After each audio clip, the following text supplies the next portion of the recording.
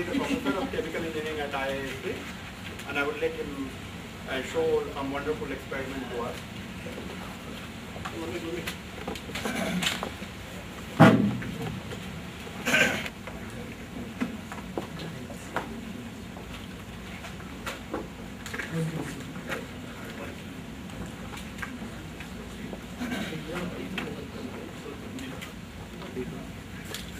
Santosh, Ganesh,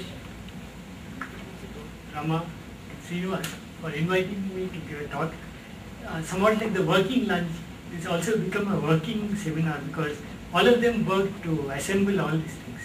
I'm also grateful to my colleagues, Mr. Abhiram and Mr. Pillai, for helping in setting up some of these things. So let me start. I would like you to ask questions anytime and not wait till the end because the experiments are somewhat disconnected. So each one you can ask questions.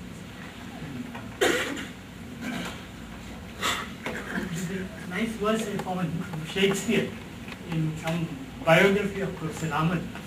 It says, turning the accomplishment of many years into an hourglass for the which supply, admit me chorus to this history, who prologue like your humble patience pray, gently to hear, kindly to judge or play.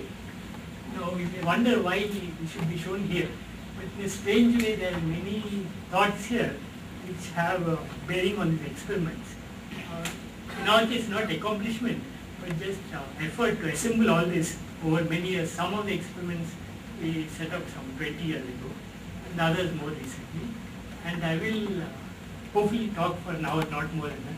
And also an hourglass will figure some of the experiments.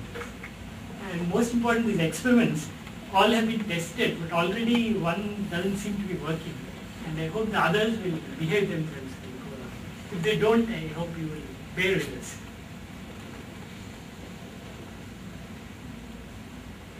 So just a little bit of motivation and then I'll show experiments. Maybe summarize. Joel Walker, who is write the amateur scientist column in Scientific American, has written a foreword to a book saying the primary reason scientists become scientists is that science is a thoughtful form of play. It's fun to see an arrangement of common items behave in a surprising way and try to figure out why it acts. So most of the experiments involve very simple equipment.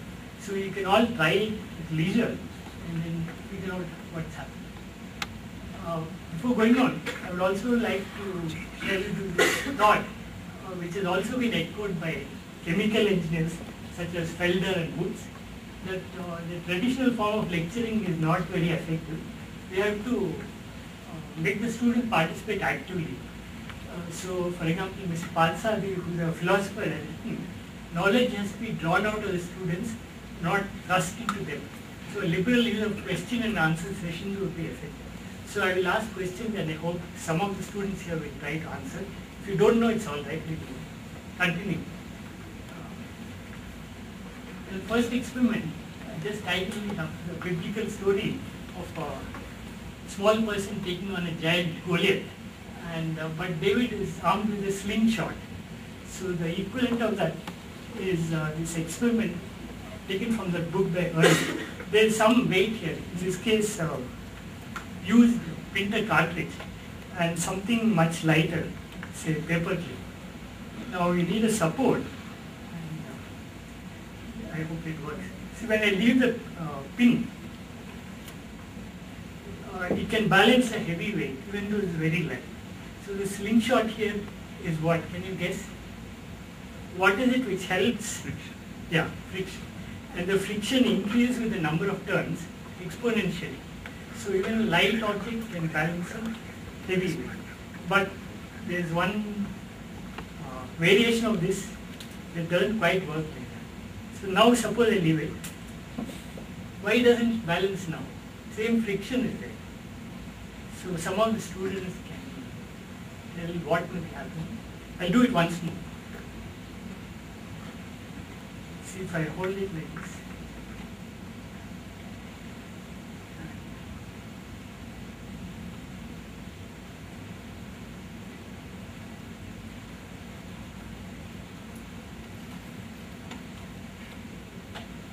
Next time, I just hold it this way.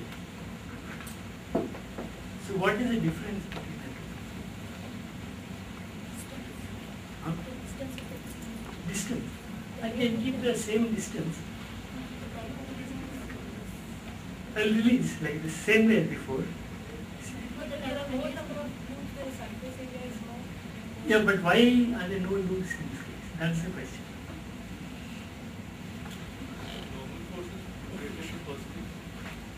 Normal force is greater. Why should it be? The first time I'm giving seminar at circular seminar halls. Please forgive me if I don't face some of you. Maybe related to your question. Yeah, in some sense. See, when I release it like this, the pin is falling down because of gravity, also pulled towards the pen because of this weight. So angular momentum is generated. So as the length of the string between the pen and the flip becomes less, to conserve angular momentum tries to go faster, so it winds around. In this case, it is mostly translating because there is not much angular momentum, almost parallel. So then it falls down. So this kind of experiment is so simple, it can be shown at school level and also. Now you may wonder how this comes about. Frictional force increases exponentially with number of turns. At the end of the seminar, if somebody wants, I can show you derivation given by a very simple force balance. Okay, now we will try the next one. For that, Ravina might need some help. This is a very simple experiment using mineral water bottles. We have sand here, and in this one I'm going to fill water. And there are two holes where this paper is. Two holes. A similar holes here, but for operational reasons they are much smaller, maybe a millimeter or so. These are closer to 10 mm, little less. So now we know that, can you use the board?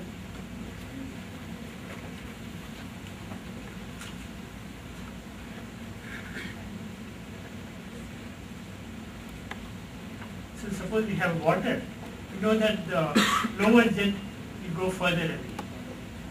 But suppose we have sand. So can you guess how the jets would look like? Will they be parallel or will they intersect? What is your guess?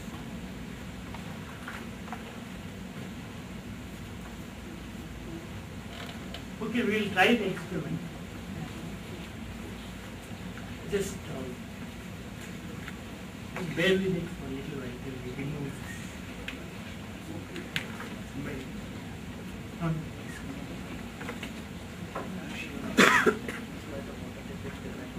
Maybe this paper is moving this way. We remove and hold it. Yeah. Now remove the other. Remove this one. I'll hold this. This one is not on.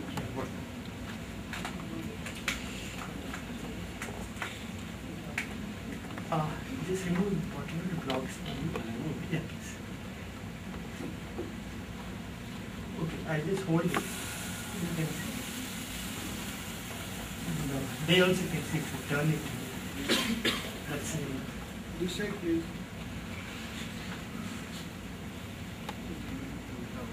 You can see roughly parallel jets. It will continue like this. You stand, is it? This side. Okay, and you will notice the free surface will become inclined. With water, we don't expect it to be flat. So again, the students may like to say what will happen in here.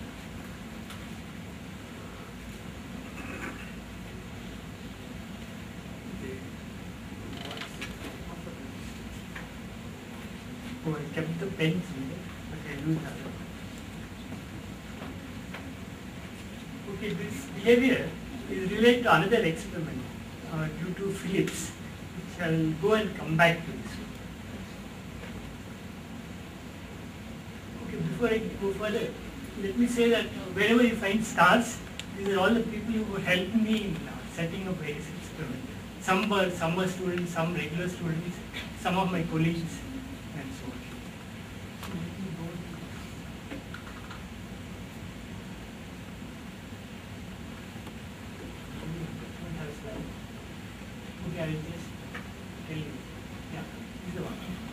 famous experiment done by Phillips 100 years ago. This is a tube with sand, just sand.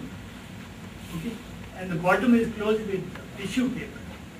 So if you try to press on the sand, however hard you press, the experiment has failed because it has not been fixed properly.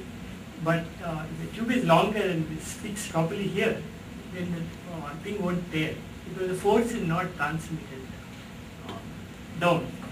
What happens is, I'm sorry, the flow is clean it up.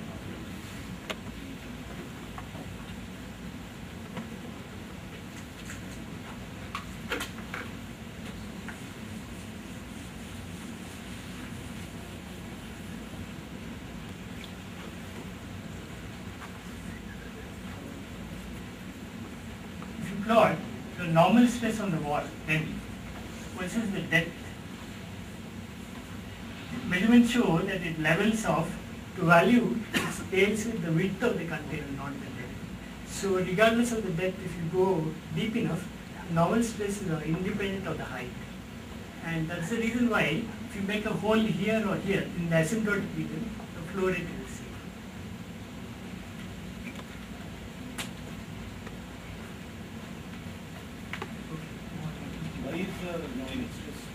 Because of wall friction. If there were no wall friction, then the variation of pressure in the static column would be hydrostatic. So we can easily write the force balance.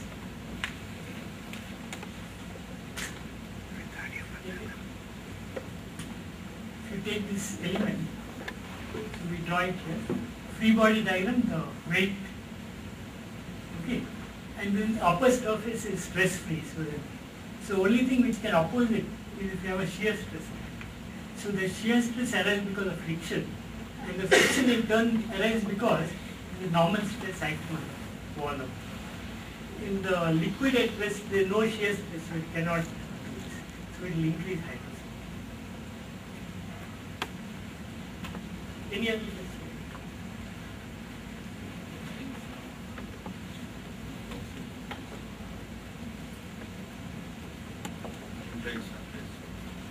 Sorry? Why the surface